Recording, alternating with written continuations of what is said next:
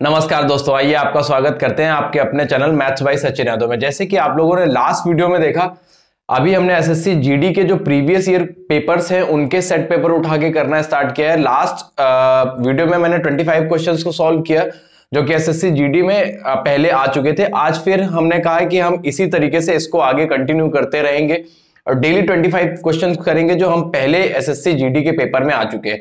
Maths पे अभी हम लोग काम कर रहे हैं, बट बहुत जल्दी बहुत अच्छे टाइम पे हम रीजनिंग के क्वेश्चंस भी लेके आने वाले हैं। बहुत जल्दी 25-25 क्वेश्चन डेली रीजनिंग के भी प्रीवियस ईयर क्वेश्चंस को उठा के करेंगे जैसे हम मैथ्स को कर रहे हैं।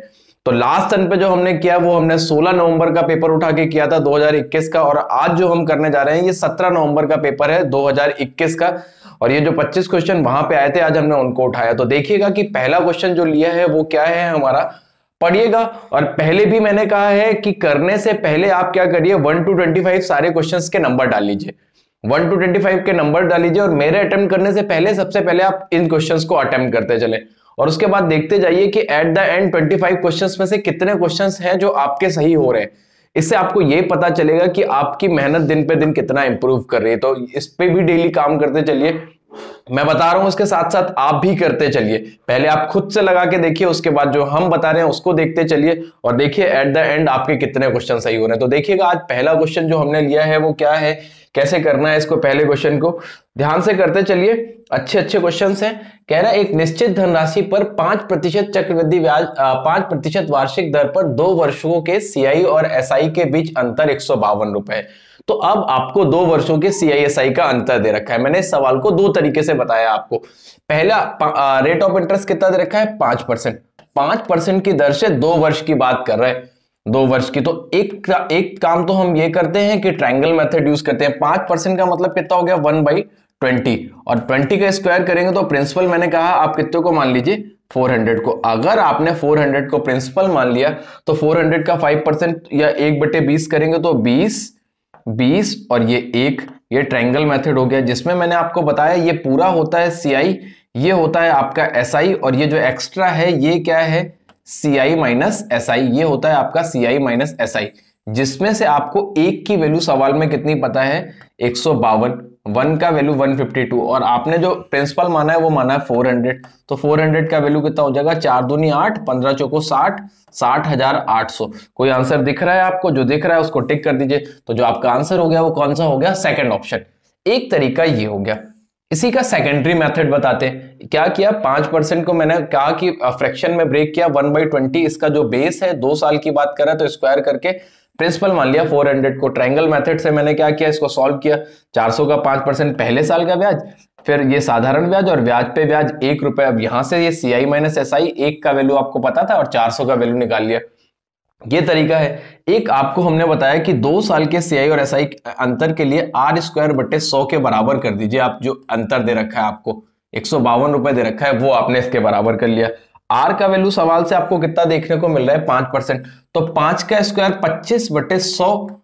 अब यहां से जैसे ही आपने इसको सॉल्व किया तो 25 से कम 25 चौको 100, 1 यूनिट का वैल्यू कितना आ गया, 608। और अगर आप 100 यूनिट का वैल्यू देखेंगे तो कितना आ जाएगा, 608 और 2 जीरो 60,800। तो जो आपका आंसर हो गया वो ये आ गया।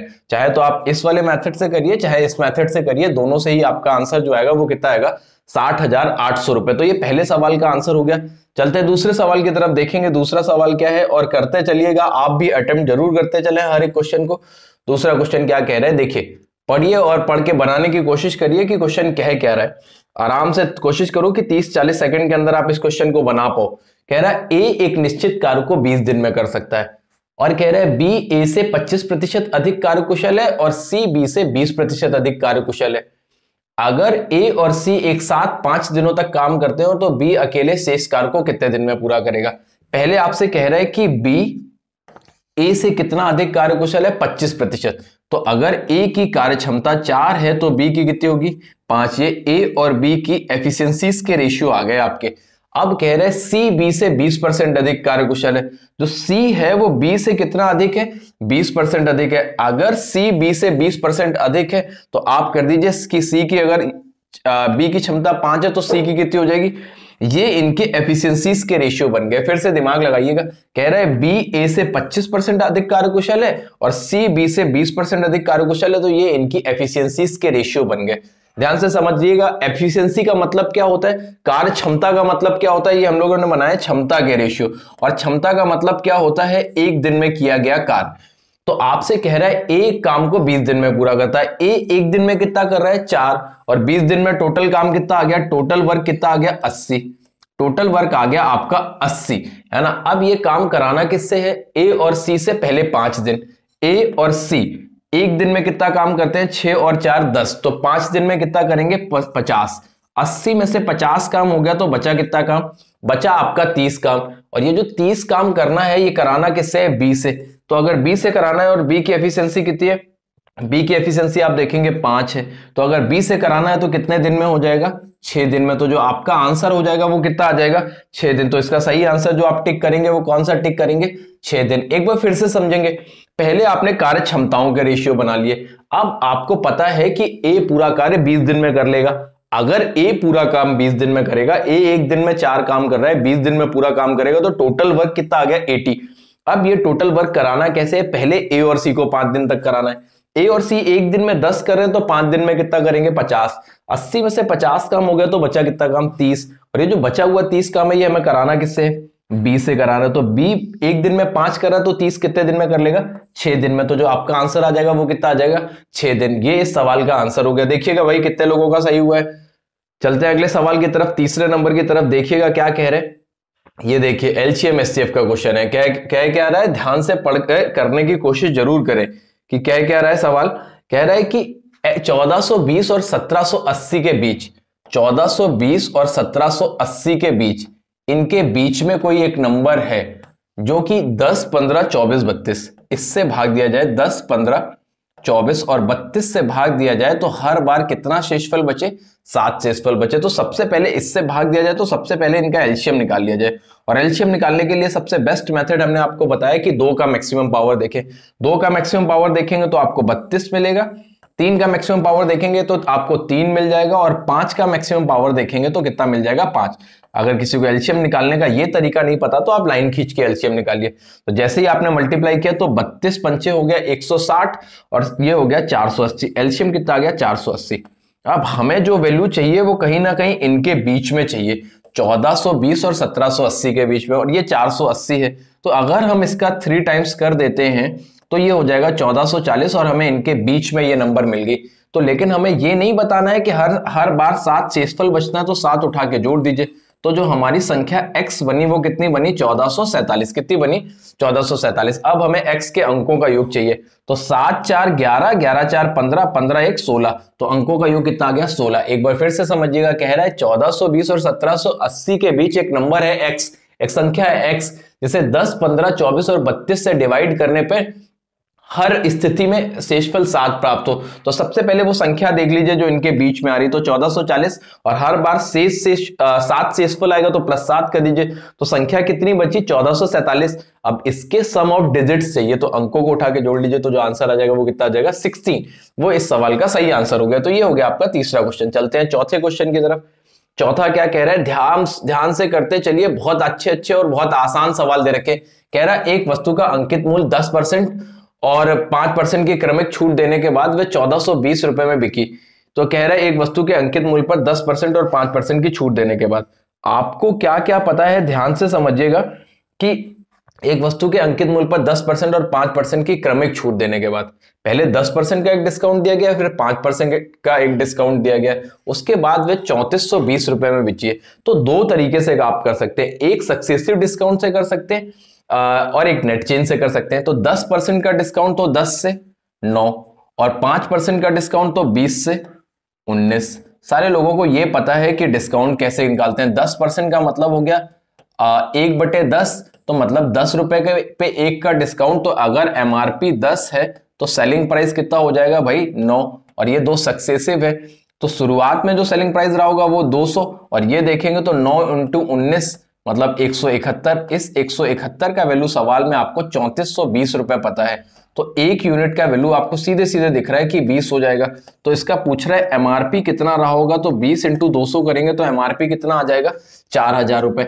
एक बार फिर से समझिएगा, कुछ नहीं करिए, बहुत आसानी से कर सकते हैं। पहले 10% का डिस्काउंट तो 10 से 9, फिर 5% का डिस्काउंट तो 20 से 19। तो इसका एमआरपी रहा होगा 200 और 19 नवैया सेलिंग प्राइस कितना हो गया 171, वो आपको पता है 3420। तो अगर 171 का वैल्यू 3420 पता है तो 1 यूनिट का वैल्यू 20 आ गया, तो 200 यूनिट का वैल्यू जो आएगा वो कितना हो जाएगा 4000। तो जो आपका आंसर हो जाएगा वो कितना हो जाएगा 4000। ये हो गया आपका चौथे सवाल का आंसर। चलते हैं 5वें नंबर पे देखेंगे। तो 5वां नंबर भी आप खुद से बनाने का कोशिश जरूर करते रहें हर एक सवाल को। जब तक आप खुद से नहीं बनाएंगे तब तक आपको सही से और अच्छे से चीजें समझ नहीं आएंगी। देखिए बहुत सारी वैकेंसी है भाई, मन लगा के काम करते रहिए। 45,000 वैकेंसी बहुत होती है, अगर आप मेहनत करेंगे तो आपका नाम जरूर होगा। कह रहे सीमा आयु में रीमा से 8 वर्ष छोटी है। सीमा जो है वो आयु में रीमा से 8 वर्ष छोटी है। सीमा रीमा से 8 वर्ष छोटी है, 8 वर्ष छोटी है, ठीक है। अब आपसे कह रहा है और उनकी 4 वर्ष पहले की आयु का अनुपात, 4 वर्ष पहले की आयु का अनुपात 4 years ago, 4 वर्ष पहले की आयु का अनुपात 1:2 था। देखिए मैंने आप लोगों को पहले भी बताया है और अभी भी बता रहा हूं कि कभी भी कोई भी दो लोगों के बीच के एज का डिफरेंस कभी नहीं बदलता है। ये बात याद रखिएगा कि सीमा रीमा से जिंदगी भर 8 वर्ष छोटी रहेगी। तो 4 वर्ष पहले भी ये 8 वर्ष ही छोटी रहेगी। यहां से अंतर देख रहे हैं 1 और वहां से अंतर 8, 8 एकम 8, 8 दूनी 16। तो 4 वर्ष पहले सीमा की आयु थी 8 वर्ष और रीमा की आयु थी 16 वर्ष। अब आपको 6 वर्ष बाद सीमा की आयु बतानी है। तो 4 वर्ष पहले 8 थी तो करंट एज इसकी हो गई 12 और 6 वर्ष बाद बतानी तो 6 और जोड़ दीजिए तो इसकी जो वर्तमान उम्र आ गई वो कितनी आ गई 18 साल। तो जो इसका सही आंसर हो जाएगा वो कितना हो जाएगा 18 वर्ष। फिर से समझिए, कुछ नहीं करना, सीधा सा सवाल आपको दे रखा है कि रीमा की आयु सीमा से 8 वर्ष कम है, सीमा रीमा की आयु का अनुपात 1:2 दे रखा है। तो आप एक चीज याद रखिए, मैंने पहले भी बताया है कि दो लोगों की बीच का एज डिफरेंस कभी नहीं बदलता है। तो पहले भी 8 रहा होगा, 8 और 16। अब सीमा की 4 वर्ष पहले एज जो थी वो 8 थी, तो वर्तमान कितनी हो जाएगी, अब आपकी वर्तमान जो हो जाएगी वो हो जाएगी 12 और आपसे बताना है कि 6 वर्ष बाद की एज कितनी होगी, तो कितनी हो जाएगी 18। तो इसका सही आंसर हो जाएगा वो कितना हो जाएगा 18 वर्ष। चलिएगा अगले सवाल की तरफ, छठा नंबर देखिएगा। छठा नंबर क्या कह रहा है, क्वेश्चन नंबर 6 देखिए। ये देखिए बहुत प्यारा सवाल, एक बार खुद से अटेम्प्ट करने की कोशिश करिए। खुद से जरूर बनाएंगे, जब तक खुद से नहीं बनाएंगे तब तक क्वेश्चन करने में मजा नहीं आएगा। पहले क्वेश्चन को अच्छे से पढ़ लेते हैं। कह रहे एक समूह में 56 छात्रों का औसत वजन 55 किलोग्राम है, कि 56 स्टूडेंट है और इनका जो एवरेज वेट पता है वो 55 kg पता है। यदि 60 किलोग्राम औसत वजन वाले 12 छात्र इस समूह से निकल जाते हैं और 52.5 किलोग्राम औसत वजन वाले 6 छात्र इस समूह में शामिल हो जाते हैं, तो समूह में शेष बचे छात्रों के औसत वजन में हुई कमी ज्ञात करनी है। देखिए अगर आप इसको बेसिक से करने जाएंगे तो बड़ा टिपिकल हो जाएगा, बहुत सारा गुणा भाग करना पड़ेगा। मैं आपको शॉर्टकट बता रहा हूं, एक बार समझने की कोशिश करिएगा कि 56 लोगों का जो एवरेज था वो कितना पता था आपको, ये पता था आपको 55 kg। अब अच्छा एक मेरी बात का यहां पे ध्यान देते रहिएगा, वो था 55 kg।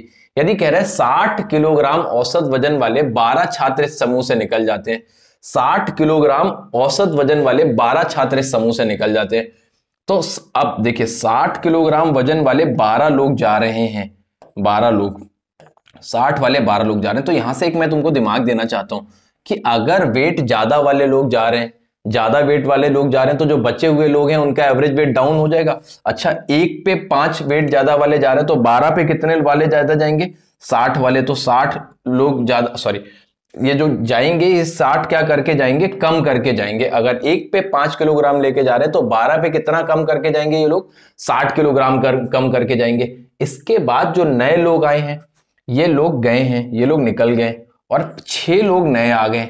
वो जो 6 लोग नए आए हैं वो आए हैं 52.5 किलो वाले। अगर नए लोग कम वेट के आए हैं तो जाहिर सी बात है उनके आने की वजह से एवरेज कम होगा।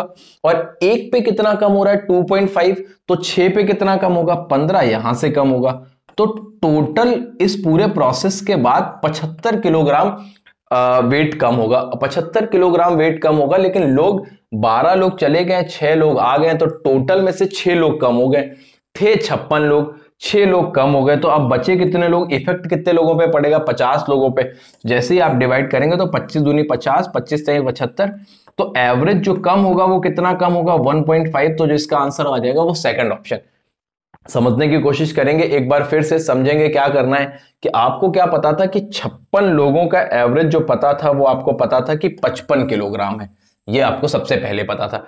फिर 12 लोग निकल रहे हैं 60 किलोग्राम। देखिए अगर ग्रुप छोड़ के जा रहे हैं और ज्यादा वेट वाले लोग जा रहे हैं तो जो बचे हुए लोग हैं उनका वेट कम हो जाएगा। तो एक आदमी 5 किलोग्राम वेट ज्यादा लेके जा रहा है, तो 12 लोग 60 किलोग्राम वेट लेके जा रहे होंगे, तो ये कम हुआ। उसके बाद 6 लोग जो आए हैं वो लोग क्या है कि कम वजन वाले आए हैं। अगर कम वजन वाले लोग आए तो इसकी वजह से भी एवरेज कम होगा। तो एक आदमी 2.5 किलोग्राम कम वेट लेके आया है, तो 6 लोग 15 किलोग्राम ये लोग कम लेके आए, तो टोटल 75 कम हो गया। अब ये 75 कितने लोगों पे कम हुआ है ये देखना है। तो अब पहले थे 56 लोग, 12 लोग गए, 6 लोग आए हैं, तो अभी भी पहले से 6 लोग कम है। 56 में 6 कम कर देंगे तो 50 लोगों पे जो इफेक्ट पड़ेगा वो 1.5 kg का पड़ेगा। तो जो आपको पता चल गया कि जो एवरेज में कमी आई वो कितने की आई, 1.5 किलोग्राम की। ये इस सवाल को करने का बहुत बढ़िया तरीका है और आप इसी तरीके से करेंगे इस सवाल को। चलते हैं अगले सवाल की तरफ कि 7वां नंबर क्वेश्चन क्या कह रहा है, देखेंगे। करते जाइए अपने मन से, हर एक सवाल को लगाते जाइए, और अगर कुछ भी समस्या आ रही है क्वेश्चन करने में तो हमको आप जरूर कमेंट करके बताएं कि ये समस्या आ रही है। देखिए ये बहुत आसान सवाल है, ऐसे सवाल तो एग्जाम में कभी गलत होने ही नहीं चाहिए। कह रहे m और n का योग आपको 84 पता है, और आपको m is greater than n भी बता दिया गया है, ये बात याद रखिएगा। और m और n का अंतर जो पता है वो आपको पता है कि 6 है। अब आपको बताना है दोनों संख्याओं का अनुपात क्या होगा। क्या करेंगे, एक बार दोनों को ऐड करके हाफ कर दीजिए। जब आपको m का वैल्यू निकालना तो 84 6 90, और 90 का आधा, तो m का वैल्यू कितना आ गया 45। अब एक बार दोनों को सब्सट्रैक्ट करके हाफ कर दीजिए। 84 में 6 घटाया 78, और 78 का आधा हो गया 39। अब इन दोनों का रेशियो बनाना है। देखिए ये किसी से कट रहे हैं, 3 से कट रहे हैं, तो 3 से काट लीजिए, ये 15, 3 से काट लीजिए 13। तो जो आपका अनुपात आ गया वो कितना आ गया, 15:13। तो जो इस सवाल का सही आंसर होगा वो होगा 15:13, पहला ऑप्शन। चलते हैं अगले सवाल की तरफ। बहुत आसान क्वेश्चन था ये, मुझे लगता नहीं है कि किसी का भी गलत होना चाहिए।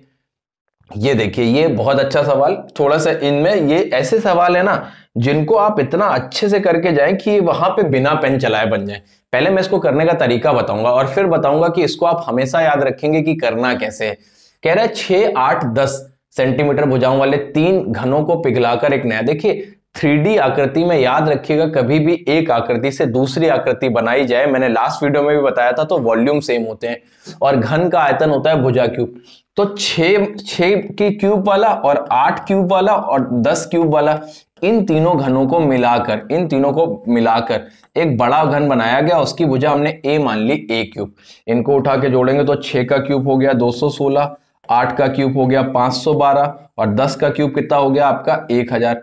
जैसे ही आपने सबको जोड़ा तो ये हो गया आपका 1728, जो कि हो रहा है a क्यूब। अगर a क्यूब 1728 तो a बराबर कितना आ गया 12। तो जो आपसे साइड निकालनी थी वो कितनी आ गई 12। पहले मैंने इसको आपको सॉल्व करना सिखाया कि तीनों छोटे घनों के आयतनों को मिलाकर एक बड़े घन के आयतन के बराबर कर दिया, और वहां से आपने घन की भुजा निकाल ली। आपसे घन की भुजा ही पूछी गई थी।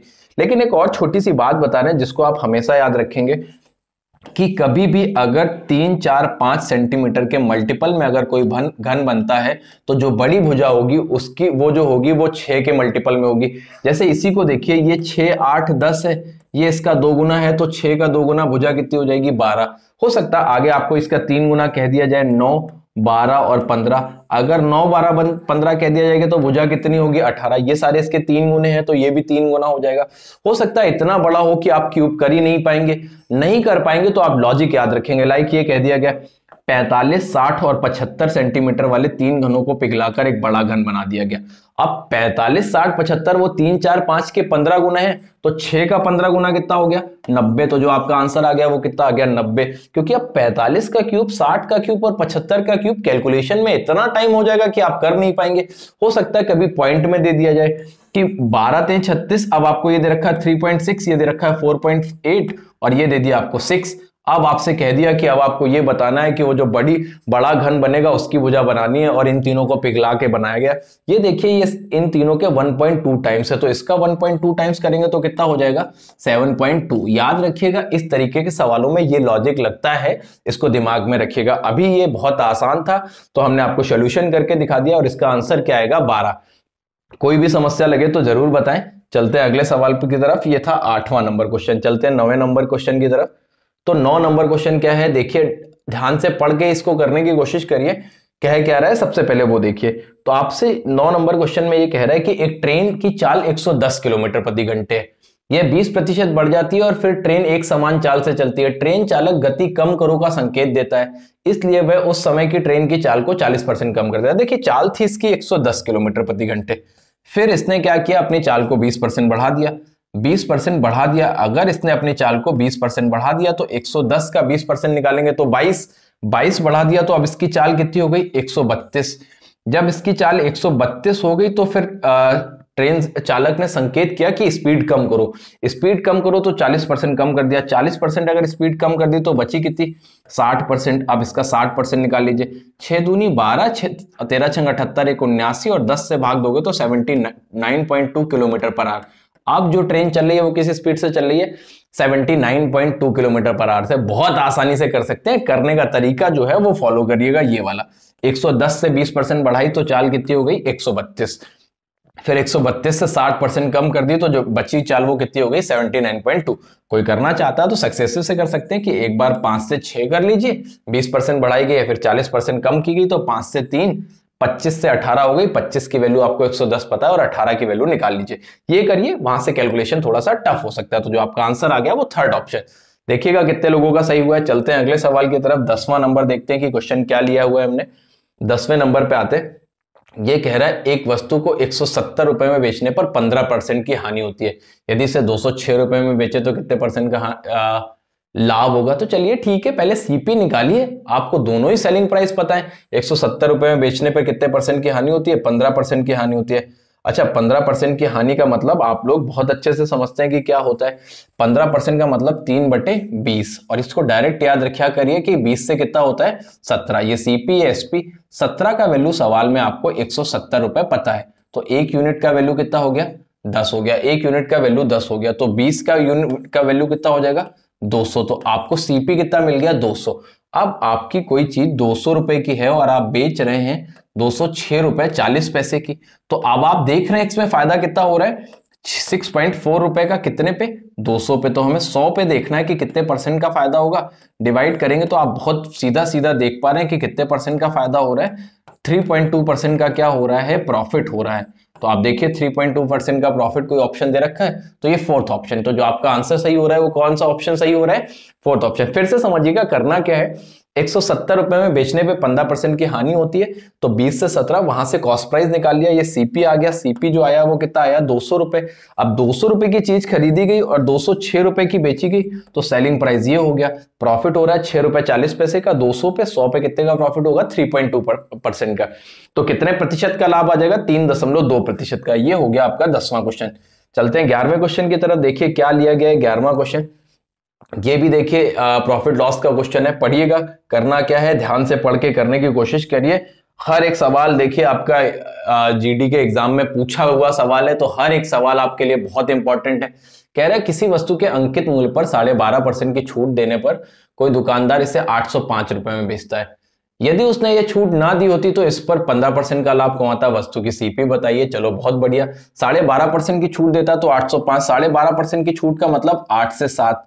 अब आपका ये पता था एमआरपी और ये आ गया सेलिंग प्राइस। अब आपको सेलिंग प्राइस 7 का वैल्यू कितना पता है 805।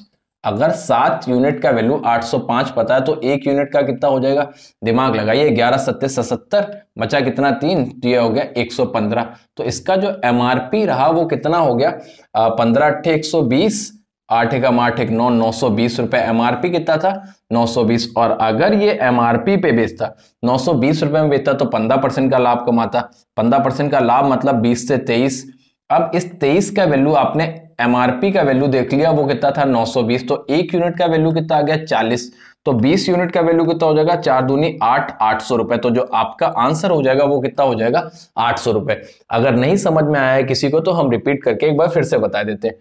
12.5% का डिस्काउंट मतलब 8 से 7, और 7 का वैल्यू कितना दे रखा है, 805। तो 1 का वैल्यू कितना आ गया, 115। तो आपने एमआरपी कितना निकाल लिया, 920 रुपए।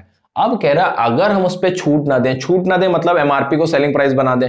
अगर एमआरपी को सेलिंग प्राइस बना देंगे तो हमें 15% का प्रॉफिट होता है। तो सीपी हो गया ये, और एमआरपी को सेलिंग प्राइस बना दिया तो 23 का वैल्यू 920 हो गया। तो सीपी निकाल लिया, कितना आ गया, 800 रुपए। बहुत बढ़िया सवाल आसान सा सवाल करने के लिए इस तरीके से करिए। चलिएगा अगले सवाल की तरफ। 12 नंबर देखिए क्या कह रहे हैं ध्यान से करने की कोशिश करिए। सिंपल इंटरेस्ट का सवाल। देखिए हर एक टॉपिक के सबसे बेहतर सवाल ही आते हैं एग्जाम में। ये जीडी का एग्जाम है तो बहुत हाई लेवल नहीं आते हैं, हाँ मॉडरेट और इजी लेवल पे ही खेलते हैं। तो ध्यान से पढ़िएगा। कह रहे हैं 2 वर्ष में कितना है, 8,640 रुपए। साधारण ब्याज पर इतना हो जाता है तो ये अमाउंट दे रखा है 2 वर्ष का 8,640 रुपए। ये आपको 2 वर्ष का अमाउंट दे रखा है। और 3 वर्ष का अमाउंट कितना दे रखा है आपको, 9,720। 3 वर्ष का अमाउंट, ये भी अमाउंट है और ये भी अमाउंट है। ये कितना दे रखा है, 9,720 रुपए। 9,720 रुपए। तो आपको यहां से इनका जो अंतर देखने में आ रहा है वो आपको कितना देखने को मिल रहा है। अगर आप घटाएंगे तो 0, 12 में 4 गया 8, यहां पे बचा 6 में 6 गया 0, और ये आ गया 1,080। जो इनका अंतर आपको देखने को मिल रहा है वो देखने को मिल रहा है 1,080। तो कहीं ना कहीं वो जो 1 वर्ष का ब्याज आ गया वो आ गया आपका 1,080। ये क्या आ गया, 1 वर्ष का साधारण ब्याज आ गया 1,080 रुपए। अगर 2 साल के अमाउंट में हम 2 साल का ब्याज घटा देंगे तो हमें मूलधन मिल जाएगा। तो 1,080 का डबल 8,640 में आप डबल करके 2,160 घटा दीजिए। तो जैसे ही आपने घटाया तो 0, 14 में 6 गया 8, यहां बचा 5 में 1 गया 4, 6480।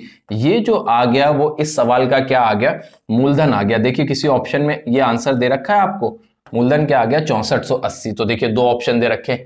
अभी आपको यहां से साधारण ब्याज की दर भी बतानी है। तो दर कैसे बताएंगे, हमने पहले भी बताया कि 1 साल का ब्याज बटे मूलधन कर दीजिए 6480, इंटू कितना कर दीजिए 100। तो जैसे ही आप इसको काटेंगे 0 से 0 खत्म, ये 6 बार में खत्म, 6 से डिवाइड करेंगे तो 100/6 का मतलब होता है 16 सही 2/3%। देखिए कौन से ऑप्शन में आपको मूलधन 6480 और ब्याज की दर 16 सही 2/3% देखने को मिल रही है। तो ये तो जो आपका मूलधन मिल गया वो 6480 और जो ब्याज दर देखने को मिली वो 16 सही 2/3%। अगर किसी को नहीं समझ में आया है तो वीडियो को रिपीट करके जरूर देखें, आपको समझ आ जाएगा। चलते हैं 13 नंबर क्वेश्चन पे। 13 नंबर क्या कह रहा है, ध्यान से समझिएगा। 13 नंबर क्या कह रहा है, देखिए ए और बी की आय का अनुपात दे रखा है। अगर ए और बी की आय का अनुपात दे रखा है तो देखिएगा, करने का कोशिश करिएगा कि ए और बी की आय का अनुपात कितना दे रखा है, 4:5। ए और बी की जो आय है इसका अनुपात कितना दे रखा है।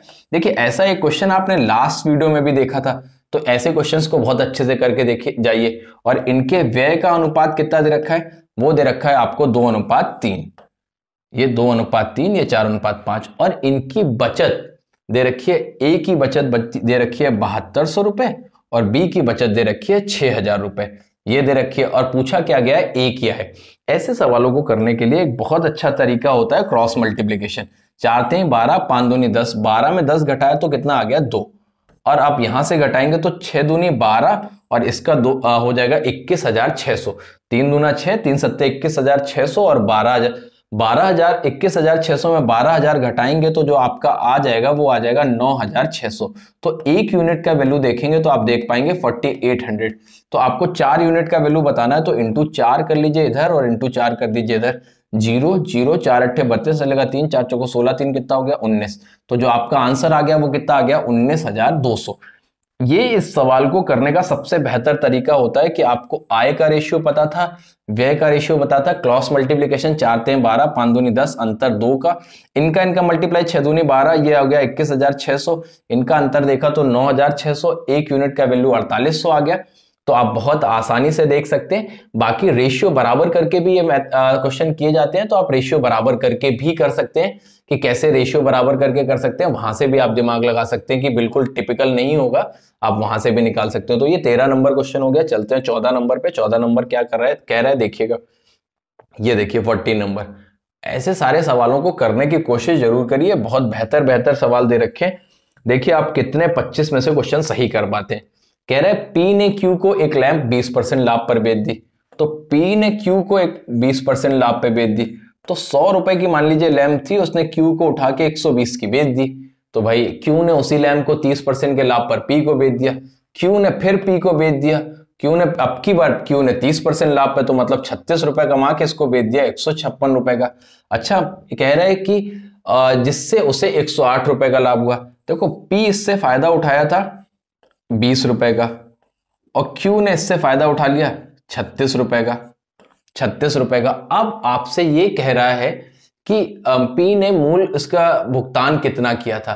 तो अच्छा क्यू ने जो इस पे लाभ कमाया वो कहीं ना कहीं अगर आप देखेंगे तो यहां से देखेंगे क्यू ने जो इस पे लाभ कमाया वो 36 का कमाया, और पी ने इस पे जो लाभ कमाया था, पी ने मूल रूप से लैंप कितने रुपए में खरीदा था, और कह रहे हैं जिससे उसे 108 रुपए का लाभ हुआ। तो इसको लाभ हो गया 108 रुपए का।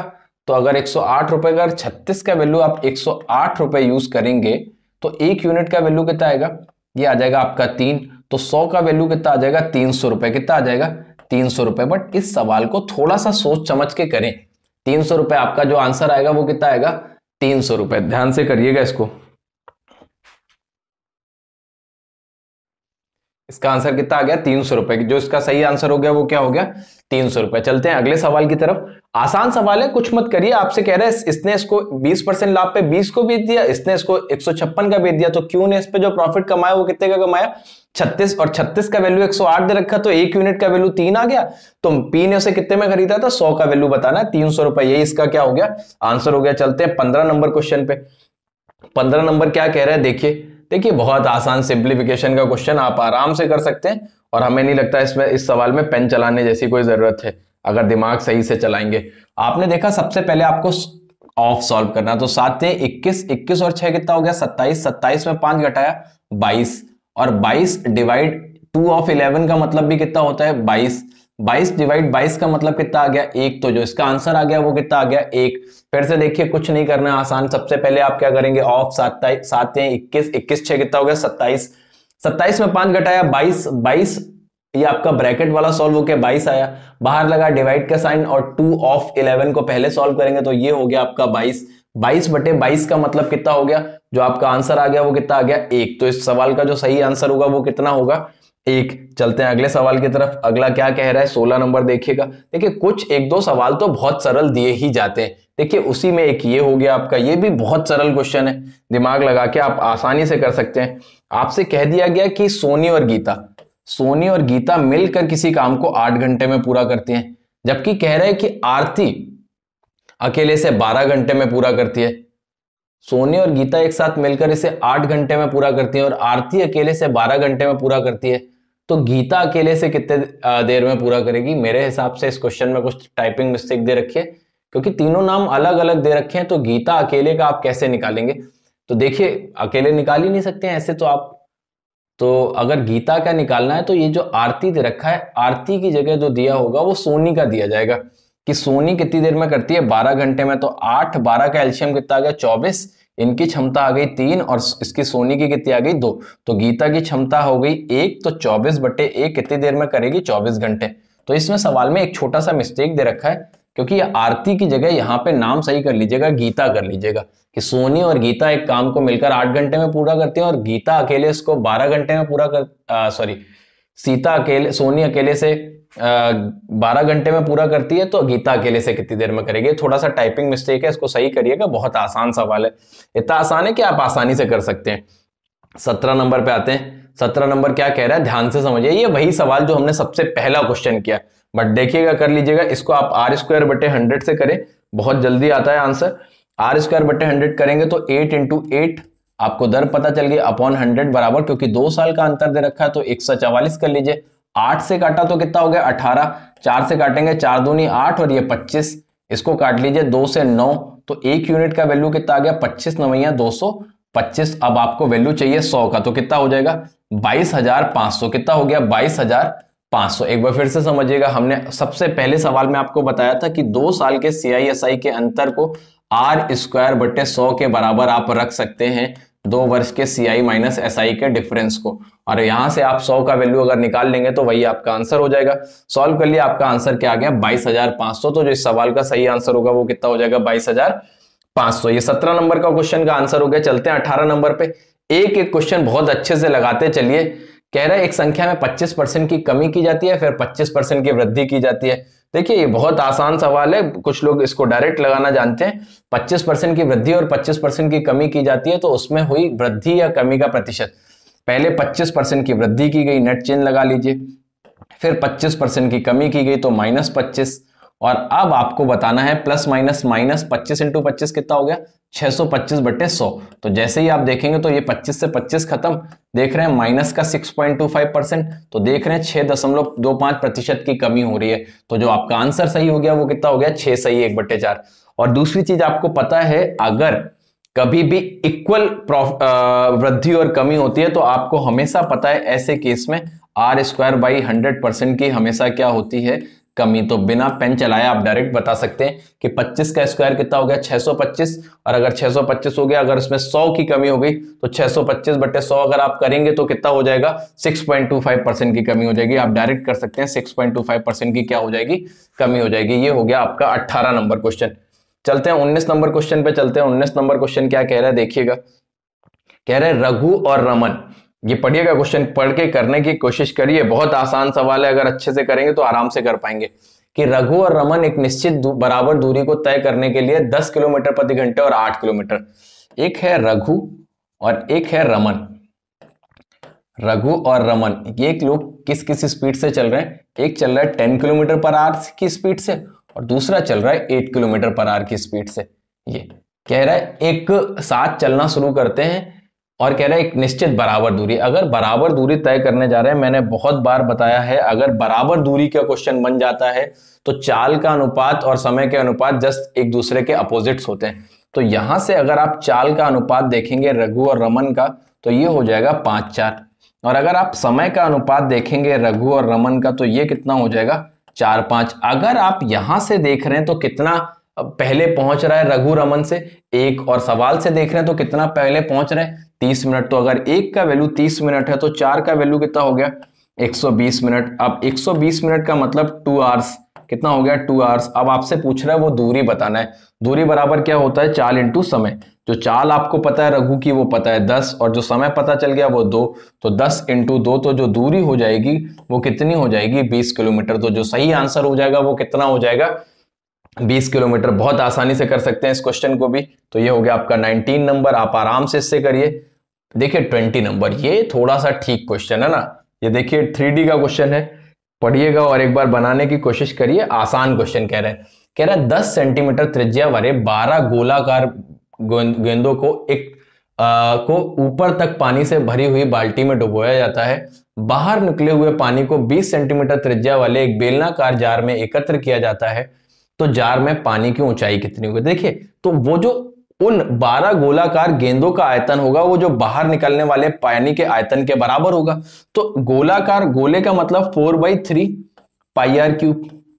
ये एक गोलाकार उसका बूंद का हो गया आयतन। तो 12 गोलाकार बूंदों की बात करें तो इंटू 12, ये बराबर कर लीजिए वो जो बेलन है उसके आयतन के बराबर, तो पाई, और वो जो बेलन दे रखा है उसका जो त्रिज्या दे रखी है वो 20 दे रखा है, तो 20 का स्क्वायर इंटू h आपसे पूछा गया है वो आपको निकालना है। अब यहां से हल करेंगे तो 4/3 पाई, वो जो गेंद गोलाकार गेंद दे रखी है उसकी त्रिज्या दे रखी है 10, तो 10 का क्यूब करेंगे तो कितना हो जाएगा 1000 इंटू 12। जैसे ही आप 20 का क्यूब करेंगे तो कितना हो जाएगा 20 का स्क्वायर करेंगे तो कितना हो जाएगा 400, और आपको हाइट निकालनी है। तो 2 जीरो से 2 जीरो खत्म, जैसे ही आप इसको काटेंगे 2 जीरो से 2 जीरो खत्म, 4 से काटेंगे 4 3 12, ये 3 से 3 खत्म, पाई से पाई खत्म। अब आप देख रहे हैं 10 चौको 40, तो जो आपकी हाइट आ गई वो कितनी आ गई 40। कितनी आ गई 40, तो जो इसकी ऊंचाई हो जाएगी वो कितनी हो जाएगी 40। तो इसका जो सही आंसर हो जाएगा ऊंचाई का वो कितना हो जाएगा 40। चलते हैं अगले सवाल की तरफ। अगला क्वेश्चन क्या कह रहे हैं 21 नंबर देखिएगा। ये देखिए, बनाने की कोशिश करिए। ये थोड़ा सा बेहतर सवाल है। अगर आपने अप्रोच अच्छा नहीं लिया तो ये टाइम लग जाएगा सवाल को करने में। ये उतना कठिन नहीं है कि बनेगा नहीं, बन जाएगा, बट थोड़ा सा टाइम हो सकता है, थोड़ा सा कम ज्यादा हो सकता है। तो चलिएगा देखिएगा क्वेश्चन क्या कह रहा है, बनाने की कोशिश करिए। कह रहा है कि एक वस्तु का अंकित कीमत था 450 रुपए। मैंने लास्ट टर्न पे भी इस तरीके का क्वेश्चन दे रखा था और सेलिंग प्राइस दे रखा है 267 रुपए 30 पैसे। देखिए ऐसे सवालों को, इसके 2 डिस्काउंट पता है और 1 डिस्काउंट निकालना है। ऐसे सवालों के लिए क्या करिए कि अगर 2 डिस्काउंट पता है तो जो पता है डिस्काउंट उनसे डिवाइड कर दीजिए और जो निकालना है वो अपने आप आ जाएगा। पहला डिस्काउंट दे रखा है 10%, तो ये कितना हो गया 10 से 9, इससे डिवाइड कर दिया, इंटू जो दूसरा डिस्काउंट दे रखा है वो 20% दे रखा है। 20% का मतलब 5 से 4। अब इसको क्या करिए, कट करिए, 0 से 0 खत्म, 5 से काट दिया, ये आपका कितना बचा 9। इसको 9 से काटेंगे तो 9 3 27, और सॉरी ये ज्यादा हो गया, 9 3 27। यहां से देखेंगे ये कितना हो जाएगा, 9 दूनी 18, सॉरी 9 दूनी 18, और बचा कितना 8, 9 नेम 81, बचा कितना, तो 9 सत्ते कितना हो जाएगा 63, ये 29.7 हो गया। अब इसका ये कटेगा नहीं तो इसको यहां पे मल्टीप्लाई कर दीजिए, 4 नेम 36 और 29 रुपए 70 पैसे। ये जो तीसरा डिस्काउंट है उसका रेशियो आ गया यहां से। तो आप यहां से देखिए डिस्काउंट कितने का हो रहा है, 4 रुपए 30 पैसे का। अगर आप यहां से देखेंगे तो डिस्काउंट कितने का हो रहा है, सॉरी हाँ 6 रुपए 30 पैसे का। घटा लीजिए कितना डिस्काउंट हो रहा है, 6 रुपए 30 पैसे का। यहां से जो आप डिस्काउंट देखोगे वो देखोगे 6 रुपए 30 पैसे का, कितने पे 36 पे, इंटू क्या कर लीजिए 100 कर लीजिए। देखिए दशमलव से 2 जीरो खत्म, इसको 6 से काट लीजिए, 6 से काटा 6 रंग 36, ये हो गया 105। 3 से काटेंगे 3 दूना 6, 35 से 105, और 35 का आधा कितना हो गया 17.5%। तो जो इसका सही आंसर हो जाएगा वो कितना हो जाएगा 17.5। यही आपका सही आंसर हो गया। एक बार फिर से समझेंगे इस क्वेश्चन को।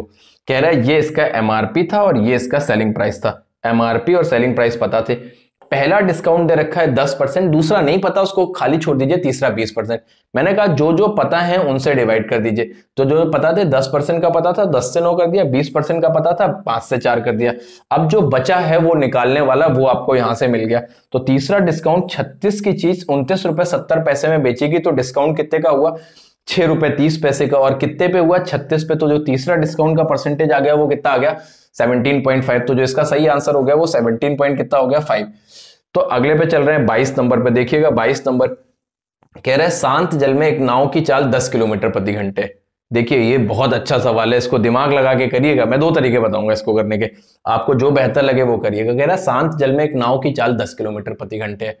नाव द्वारा धारा की दिशा में 35 किलोमीटर जाने में लगा समय तथा धारा के विपरीत 14 किलोमीटर जाने में लगा समय समय का 1.25 गुना है। धारा की दिशा में 60 किलोमीटर जाने में, आपको नाव की चाल पता है, बोट का स्पीड पता है कि कितना दे रखा है, नाव का चाल पता है आपको कि नाव का चाल है 10 किलोमीटर प्रति घंटे, और धारा की चाल नहीं पता है, ये पता है धारा की दिशा में 35 किलोमीटर में। तो धारा की दिशा में अगर 35 किलोमीटर जा रहे हो तो 35 बटे नाव की चाल आपको 10 पता है, धारा की नहीं पता तो y मान लीजिए। ये देखिए जाने में लगा समय, और धारा के विपरीत दिशा में 14 किलोमीटर जाने में लगा समय, वो देखेंगे या तो आप धारा के विपरीत में तो 10 माइनस वाई कर दीजिए। लगा समय 1.25 गुना है, तो 1.25 गुना, तो ऊपर वाले में अगर 5 समय लग रहा है तो नीचे वाले में कितना लगेगा 4। क्रॉस मल्टीप्लीकेशन करेंगे, ये हो गया 35 इंटू 4 बटे 10 प्लस वाई, और इधर से देखेंगे तो ये आपका कितना हो जाएगा 5 इंटू 14 अपॉन 10 माइनस वाई। तो यहां से आप धारा की चाल देख सकते हैं, 5 एकम 5 सत्ते 35, 7 एकम 7, 7 दूनी 14, और 2 से काट देंगे तो 2 दूनी 4। यहां से देखेंगे 20 माइनस 2y बराबर आप कितना देख रहे हैं 10 प्लस वाई। जैसे ही आपने देखा तो 3y बराबर आपको मिल गया 10, तो y का वैल्यू जो आप देखेंगे वो कितना मिल गया 10/3। तो धारा की चाल मिल गई। अब आपको बताना क्या है, यहां से अगर आप देखेंगे तो आपको बताना ये है कि 60 किलोमीटर धारा की दिशा में, तो धारा की नाव की चाल 10, और अगर धारा की चाल पता चल गई 10/3 धारा की दिशा में, तो 3 दाम 30, 30 और 10 कितना हो गया 40। तो 60 इंटू 3 बटे कितना हो गया 40, 0 से 0 काट दीजिए, 7 6 3 18 बटे 4। तो यहां से कितने घंटे लग गए 4.5 घंटे। ये देखिए तो इस सवाल का जो सही आंसर हो गया वो कितना हो गया 4.5 घंटे। एक तो प्रोसेस ये हो गया इस सवाल को करने का। ठीक है, ये एक प्रोसेस हो गया। दूसरे प्रोसेस की बात करें तो दूसरे में लगाइएगा दिमाग।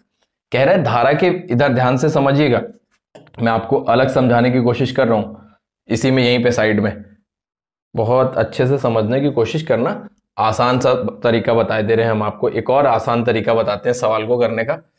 कह क्या रहा है, कह रहे हैं कि धारा की दिशा में 35 किलोमीटर, धारा की दिशा में 35 किलोमीटर और धारा के विपरीत दिशा में 14 किलोमीटर।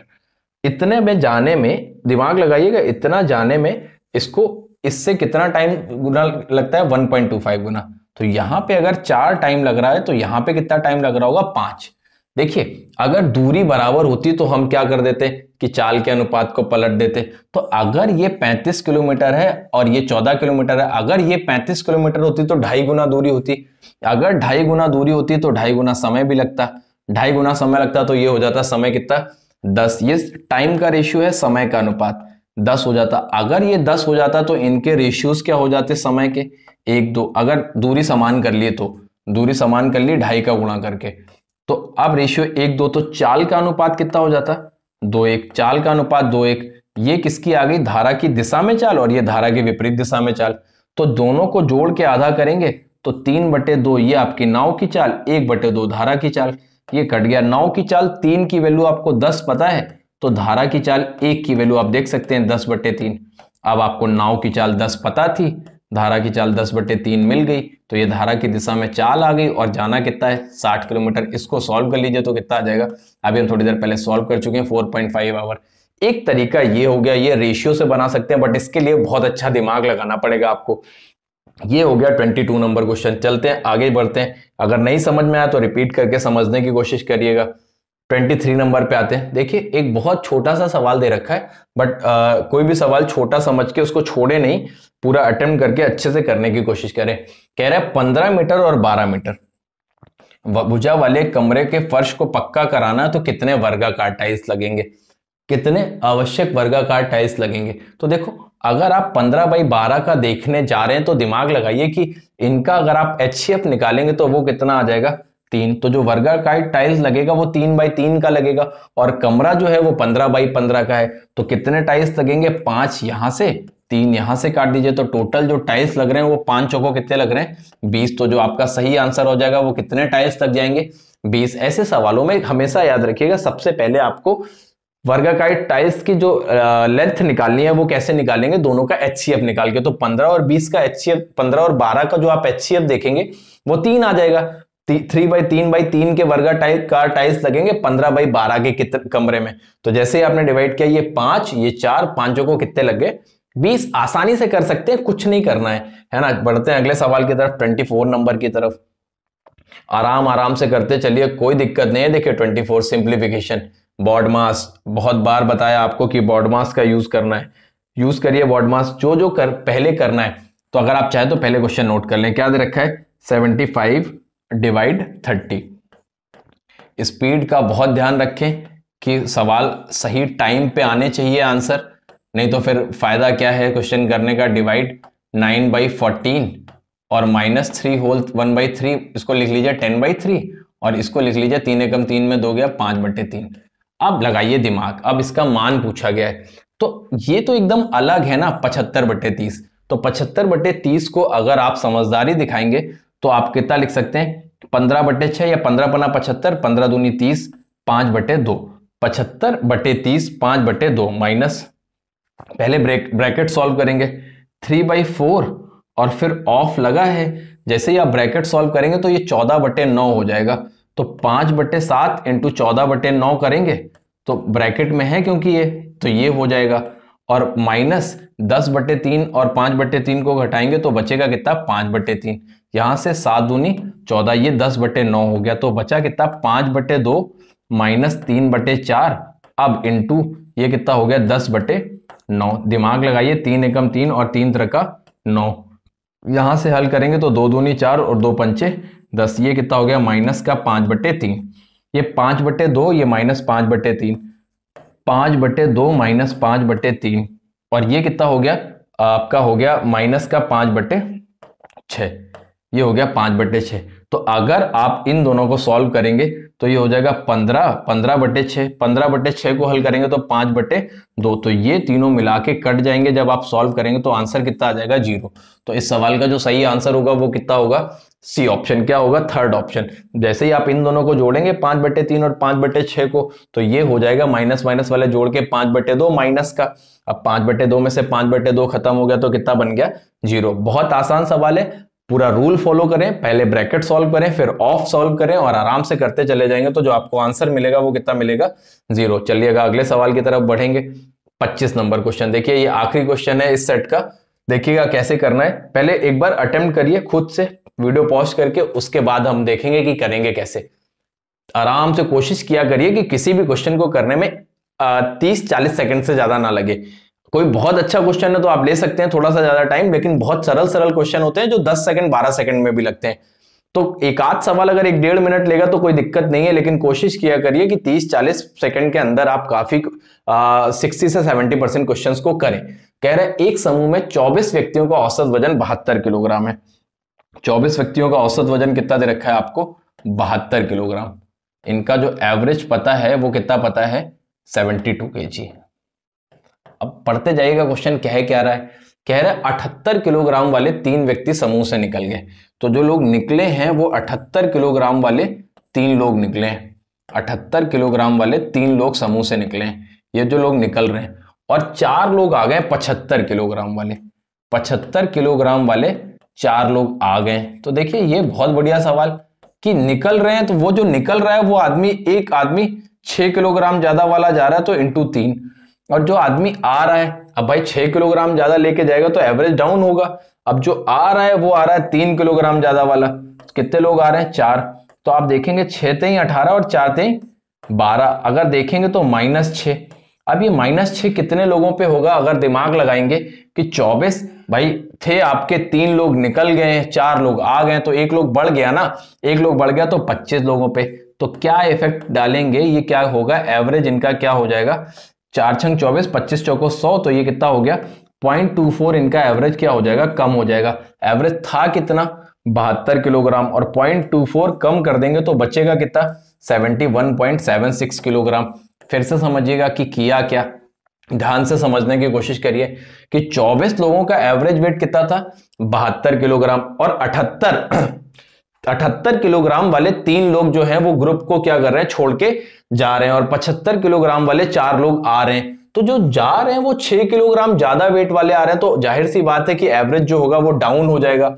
6 तेई 18 यहां से कम हुआ एवरेज, और वो लोग आए तो उन्होंने कुछ कवर किया है। 3 लोग 4 लोग आए तो 3 किलोग्राम ज्यादा वाले 4 लोग आए तो उन्होंने 12 किलो कवर कर लिया। फिर भी 6 किलोग्राम कम हो गया 25 लोगों पे, तो एक पे कितना कम होगा? 0.24।